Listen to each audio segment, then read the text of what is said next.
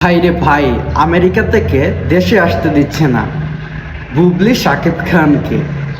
এই কথা শোনার পর অপবিশ্বাসের ভক্তদের এবং অপবিশ্বাসের ঘুম আরাম হয়ে গেছে। বিষয়টা এবার আপনাদের খুলে বলি।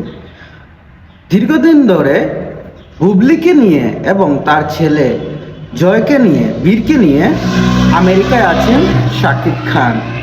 এবার এই মাসের শেষের দিকে শাকিব খান বাংলাদেশে আসার জন্য বলছিলেন বুবলিকে, কিন্তু বুবলি কি তার শখের পুরুষ এবং তার সংসারের স্বামীকে ছেড়ে দেবেন অপবিশ্বাসের কাছে? কথা ছিল শাকিব খান অপবিশ্বাসকে নিয়ে সিঙ্গাপুর যাবেন, ছেলে জয়কে সিঙ্গাপুরে ভর্তি করার জন্য। এই কথা শোনার পর বুবলি শাকিব খানকে বাংলাদেশে আসতে দিচ্ছে না।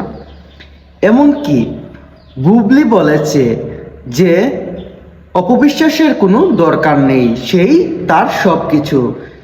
এই কথা শোনার পর অপবিশ্বাস এবং অপবিশ্বাসের ভক্তদের ঘুম হারাম হয়ে গেছে। কেননা এবার শাকিব খানকে কাবু করে ফেলল শবনম ইয়াসমিন বুবলি। কারণ বুবলি জানে কিভাবে শাকিব খানকে ভালোবেসে আটকে রাখতে হয়। সবার দ্বারা তো সবকিছু সম্ভব হয় না।